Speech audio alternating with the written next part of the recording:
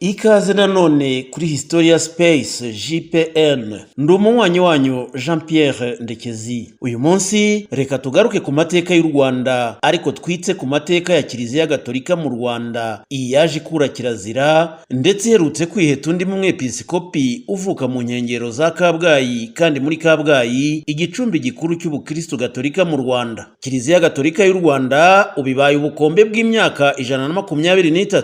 Niba ari ubwa mbere ugeze kuri Historia Space JPN, ntiwibagirwe gukora subscribe kugira ngo turusheho kugendana. Kugera mu mwaka w'1900 u Rwanda rwabarizwaga mu gace k'iyogezabutumwa ka Afurika yo munsi ya koma y'isi Equateur. Aka gace k'iyogezabutumwa kashyizweho na Papa Leo wa 13 ku itariki ya 24 Gashyantare 1878, akaragiza umuryango w'abapadiri bera Pere Blanc, umuryango washinzwe na Cardinal Lavigeri mu mwaka w'1868. Aba bamisiyoneri ba Afurika, abapadiri bera Pere Blanc, abanyarwanda bitaga baterebura, bageze muri Uganda muri Gashyantare 1879. Bahise bashinga misiyoni yaje kuba vikariyati ya apostoliki ya Victoria Nyanza mu mwaka w'1883. Abayoboye iyo vikariyati ni Musenyeri Leo Livinac na Musenyeri Yohani Joseph Hiriti. Musenyeri Hiriti yabaye igisonga cy'umwepiskopi tariki enye Ukuboza 1889, atangira uwo murimo ku mugaragaro tariki ya 25 Gicurasi 1890. Tariki ya 13 Nyakanga 1894 vikariyati apostoliki ya Victoria Nyanza yagabanyijwemo vikariyati 3, arizo iya Nyanza y'Amajyepfo yaragijwe Musenyeri Hiriti, ari nayo u Rwanda rwashyizwemo. Icyicaro cyayo kikaba cyari Kamoga ya Bukumbi muri Tanzania, ari naho Musenyeri Hiriti yafatiye umugambi wo kohereza abamisiyoneri mu Rwanda. Tariki ya 12 Ugushyingo 1897 yashinze misiyoneri ya Katoke bagombaga gushyikiramo mbere yo kugera mu Rwanda. Ku itariki ya 15 Nzeri 1899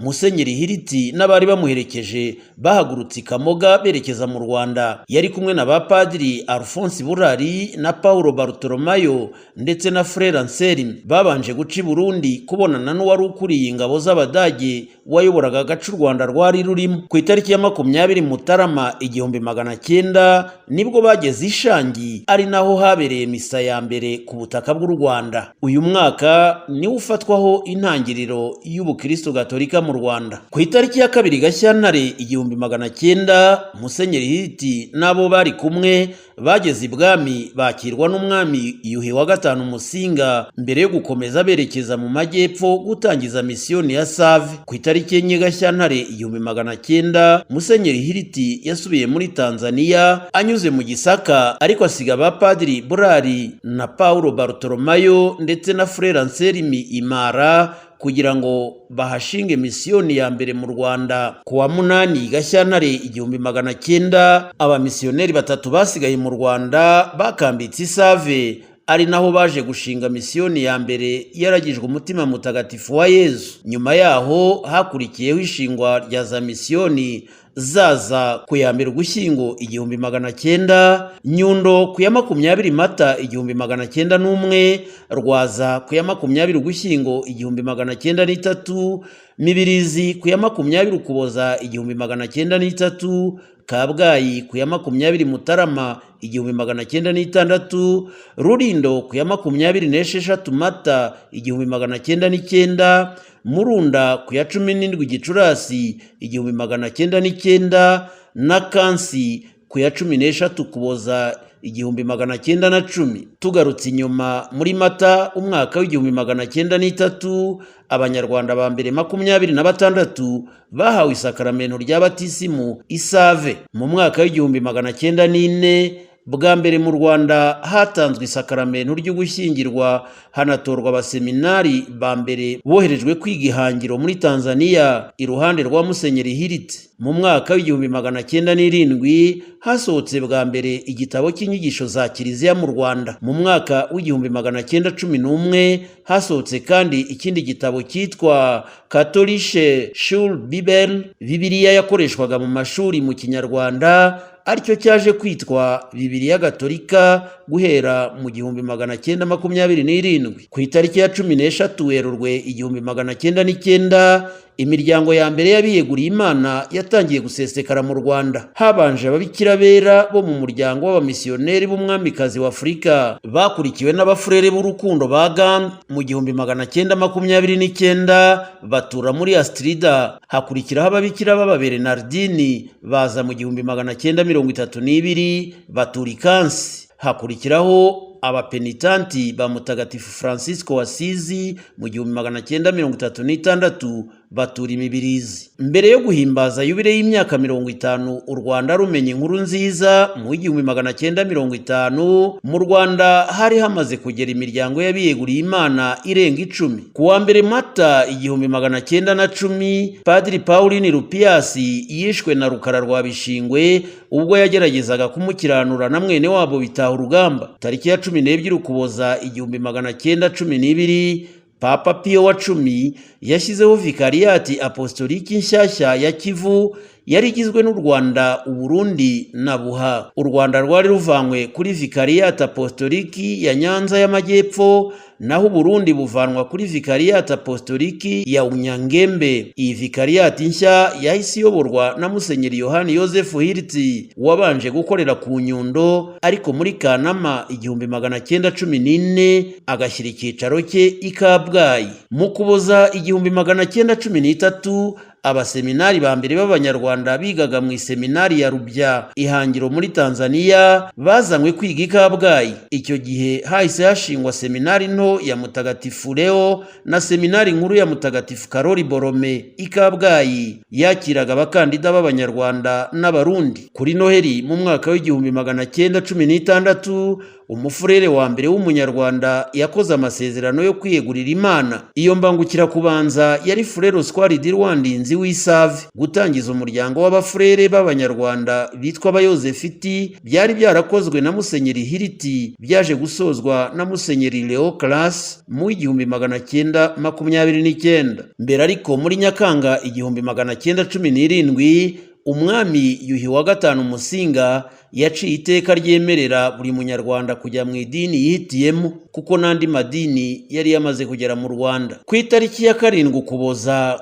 1917 Kiliziya Gatolika yabonye abapadiri bayo babiri ba mbere b'Abanyarwanda. Abo ni Donati Reberaho wavukiye Isave na Baritazari Gafuku wavukaga Izaza. Musenyeri Hiriti wari warabohereje kwiga mu iseminari i Bukoba mu 1904 ni nawe wabahaye ubusaseridoti Kabgayi. Ibyo birori bikomeye kandi byahuriranye n'ishingwa rya misiyoni ya Rwamagana. Abo bapadiri b'abene gihugu batumye rubanda rurushaho kwizera misiyoni na Kiliziya. Ku itariki ya 25 Werurwe 1919 umubikira wa mbere w'umunyarwandakazi Mama Yohana yakoze amasezerano ye ya mbere mu muryango w'abene bikira washinzwe na Musenyeri Hiriti mu 1913. Mu Kuboza 1912 ku Nyundo Musenyeri Hiriti yari yaratangije igikorwa cyo gutora bagombaga kuwujyamo. Mu Kuboza 1919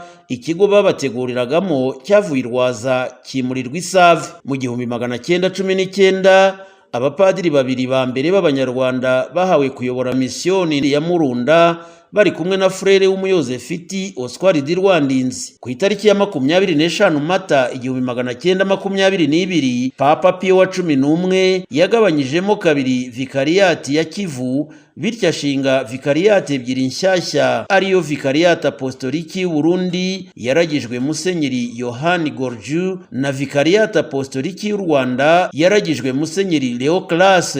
Musenyeri Leo Paulo Class yari asanzwe yiyungirije Musenyeri Hiriti mu cyahoze ari Vikariyati Apostoliki ya Kivu. Musenyeri Hiriti yagiye kuruhukira muri seminari nkuru ya Kabgayi, ari naho yapfiriye tariki 6 Mutarama 1931. Mu mwaka w'1929 habayeho ishingwa ry'urwunge rw'amashuri rwa Strida ahitwa kuri Groupe.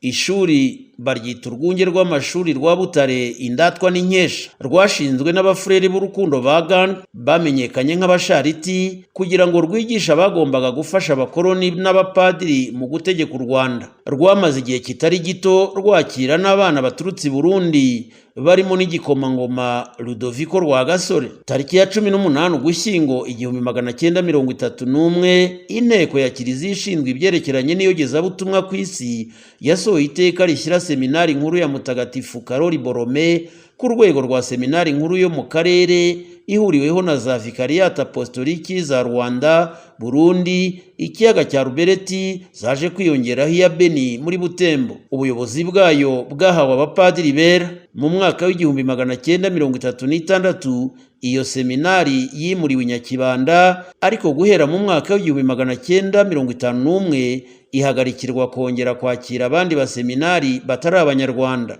Mu rwego rw'itangazamakuru, ku itariki ya mbere Nzeri 1933 hasohotse nomero ya mbere ya Kinyamateka, ikinyamakuru cyabimburiye ibindi byose byandika mu Rwanda. Cyakurikiwe n'ibindi birimo Trade Union mu 1942, Servile mu 1944, L'Ami mu 1945, Théologie et Pastorale au Rwanda mu 1946, Kurerera Imana mu 1951, ndetse na Hobe yatangiye kwandikwa mu 1954. Tariki ya 12 Mutarama 1943, Musenyeri Laureni de Primoz yatorewe kuba umwepiskopi w'umuragwa, évêque coadjuteur wa Musenyeri Léon Classe. Niwe mwepiskopi wa mbere wabuherewe mu Rwanda, akaba yarimitswe tariki ya 19 Werurwe 1943. Nyuma y'urupfu rwa Musenyeri Classe kuwa 31 Mutarama 1945, Musenyeri de Primoz yabaye igisonga cya Papa mu Rwanda. Yahawe gutegura no kuyobora sinodi yabereye i Kabgayi mu 1950, yabanje gutegurirwa n'imbanziriza sinodi yo mu mwaka w'1945. Musenyeri de Primoz yashyize ku murongo gatigisimu, azana imiryango ya Gisiyo Gatolika, kandi ategura uko abapadiri kavukire bahabwa kuyobora Kiliziya mu Rwanda. Ku wa 17 Ukwakira 1943, Umwami Mutara wa gatatu Rudahigwa yarabatijwe nyuma y'imyaka 14 yari amaze ari umwigishwa. Yahisemo kwitwa Karoli Leo Petero. Yahaye atyo icyubahiro Mutagatifu Karoli w'umugiraneza, Leo rikaba irya Musenyeri Classe, na Petero nk'umubyeyi we w'abatisimu ariwe Bwana Pierre Rikmas, umukoloni mukuru watwaraga Kongo Mbirigi na Rwanda Urundi. Umwami Mutara Rudahigwa yabatirijwe rimwe na nyina Umugabekazi Nyiramavugo Kankazi wafashe izina rya Radegonda. Musenyeri Classe ubwe niwe wababatije. Kuwa 27 Ukwakira 1946 i Nyanza, Umwami Rudahigwa yeguriye u Rwanda Kristo umwami w'abantu bose n'amahanga yose. Mu mwaka wakurikiyeho ku ya 21 Nzeri Mutarama 1947, Papa Pio wa 12 yambitse umwami w'u Rwanda Mutara Rudahigwa Charles Léon Pierre umudari wa Chevalier Commandeur de l'Ordre de Saint Grégoire le Grand, uhabwa abakoreye Kiliziya ibikorwa by'indashyikirwa cyangwa abakristo b'intangarugero mu bihugu byabo. Muri Kanama 1950 habaye yubile y'imyaka 50 u Rwanda rwari rumaze rumenya ivanjiri. Yizihirizwa muri Astrida ariyo Butare, ubu habarizwa mu karere ka Huye. Kiliziya Gatolika yagendaga igwiza abayoboke, kuko icyo gihe bari bamaze kugera ku bihumbi 357 na 722 babatijwe, imaze kugira misiyoni 40 n'abapadiri 90 b'Abanyarwanda. Ku itariki 14 Gashyantare 1952, Papa Pio wa 12 yagabanyijemo kabiri Vikariyati Apostoliki y'u Rwanda, bityo mu Rwanda havuka vikariyati ebyiri arizo Kabgayi na Nyundo. Vikariyati ya Nyundo yaragijwe Musenyeri Aloyizi Bigirumwami, umwepiskopi w'umunyarwanda, akaba n'umwepiskopi wa mbere w'umwirabura muri Afurika mbirigi. Yimitswe ku wa mbere Kamena 1952 Kabgayi. Kuvuga ko yabaye umwepiskopi wa mbere w'umwirabura muri Afurika mbirigi nuko ubundi umwepiskopi wa mbere w'umwirabura ari umunyekongo Enrique ku mazina bwite, akaba yari Kinu Amvimba, wabaye umwepiskopi mu mwaka wa 518 habura imyaka 382 ngo abapadiri bakandagire mu Rwanda. Vikariyati ya Kabgayi ari nayo nkuru yakomeje kuragizwa Musenyeri de Primos, ariko nyuma y'imyaka 4 ku itariki ya 21 Mata 1955 yareguye kubera uburwayi, maze ku wa 18 Ukuboza 1955 asimburwa na Musenyeri Andrea Perodin wahawe ubwepiskopi na Musenyeri Aloyizi Bigirumwami. Tariki 5 Mata 1962 Musenyeri de Primos yapfiriye Butare aho yari yaragiye kuruhukira. Muri Mutarama 1953 imiryango ibiri y'abiyeguriye Imana y'abenegihugu, uw'Abenebikira n'uw'Abayozefiti yatangiye kwigenga. Yatoye abagize inama rusange baturutse mu banyamuryango bayo gusa, ubwo kuyoborwa n'abamisiyoneri bivanwaho ku mugaragaro. Ku itariki ya 19 Ukuboza 1955 nibwo Padiri Andrea Perodin wari umuyobozi wa seminari nkuru ya Nyakibanda yagizwe igisonga cya Papa i Kabgayi, asimbuye Musenyeri de Primos wari umaze kwegura kubera uburwayi.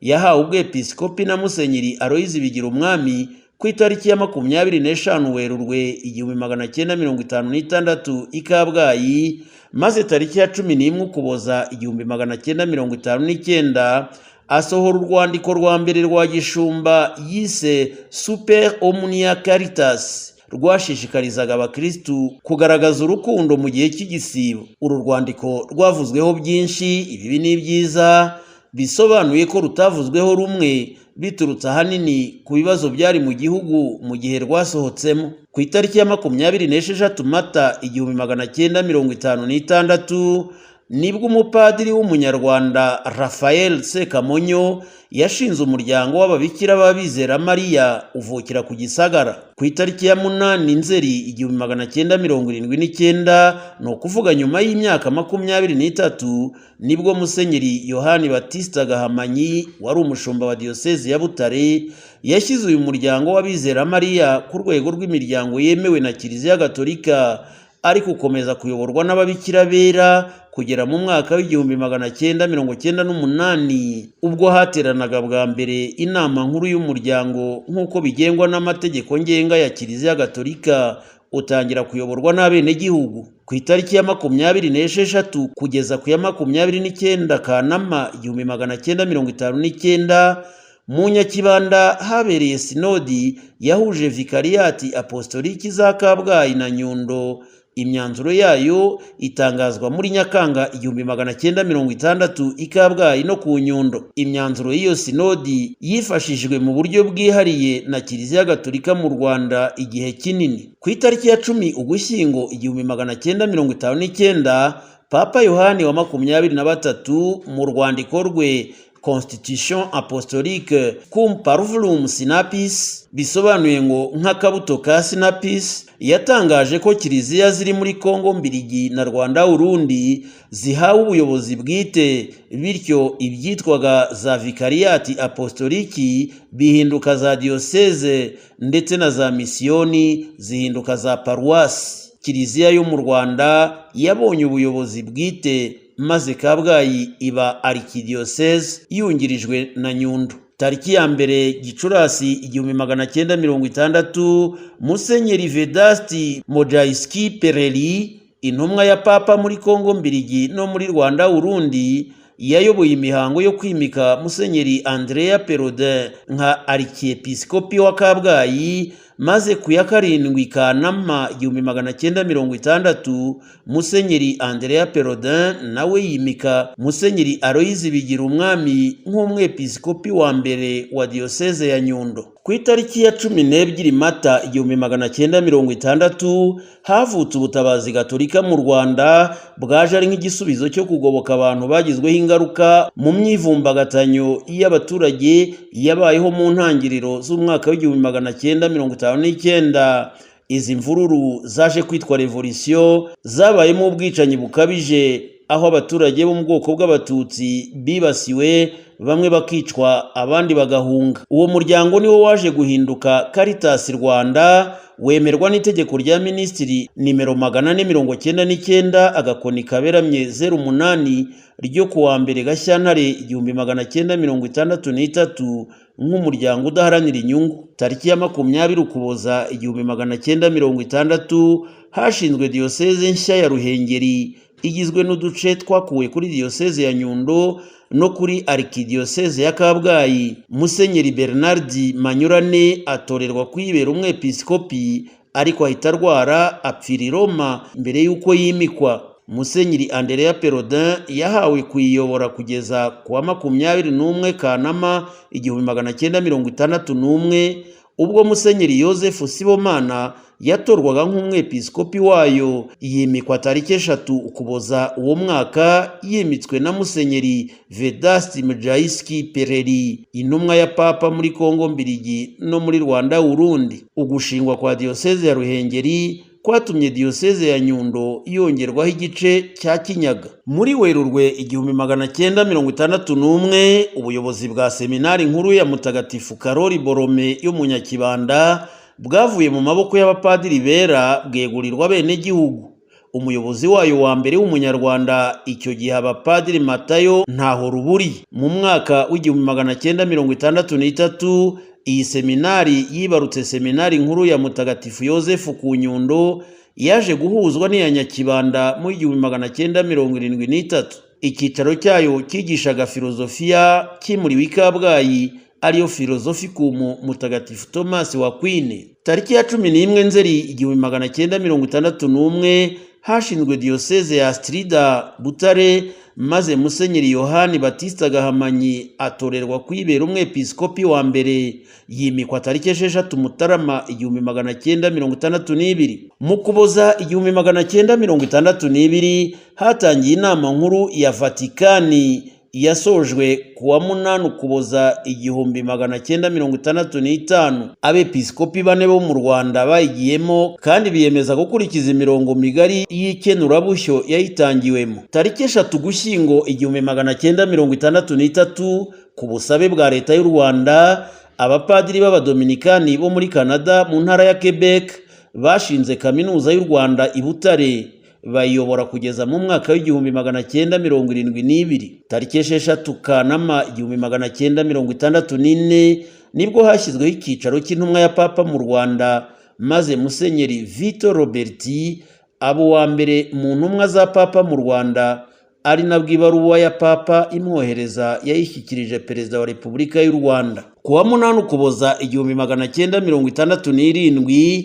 iyubire y'imyaka 50 y'ubusaseridoti mu Rwanda yizihirijwe i Kabgayi, ndetse n'iy'imyaka 75 nayo niho yizihirijwe kuwa 8 Ukuboza 1992. Tariki 5 Nzeri 1968 hashinzwe diyoseze ya Kibungo, maze Musenyeri Joseph Sibomana ayibera umwepiskopi wa mbere akuwe muri diyoseze ya Ruhengeri, aho yasimbuwe na Musenyeri Focus Nikwigize wimitswe tariki ya 30 Ugushyingo 1968.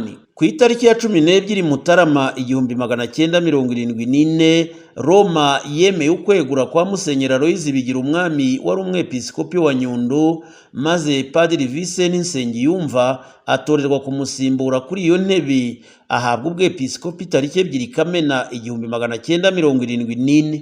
Muri Gicurasi 1976 Musenyeri Vincent Nsengiyumva yagizwe umwepiskopi wa Kigali. Nyundo iragizwa Padiri Wenceslas Karibushi wahawe ubwepiskopi ku itariki 27 Werurwe 1977, aza ari uwa gatatu mu bepiskopi bari bayoboye Nyundo. Tariki 3 Gicurasi 1976 nibwo hashinzwe Arikidiyoseze ya Kigali, maze Papa Paulo wa gatandatu atorera Musenyeri Vincent Nsengiyumva kuba arikiepiskopi wa mbere wayo. Yimitswe muri iyo mirimo tariki ya 20 Kamena 1976, yimikwa na Kardinali Angelo Rossi wari woherejwe mu Rwanda kubera iryo yimikwa. Kuva ubwo yari Arikidiyoseze ya Kabgayi yabaye diyoseze yungirije, ariko Musenyeri Andrea Perodin akomeza kuba i Kabgayi nka arikiepiskopi w'icyubahiro wa Kabgayi kugeza ku rupfu rwe.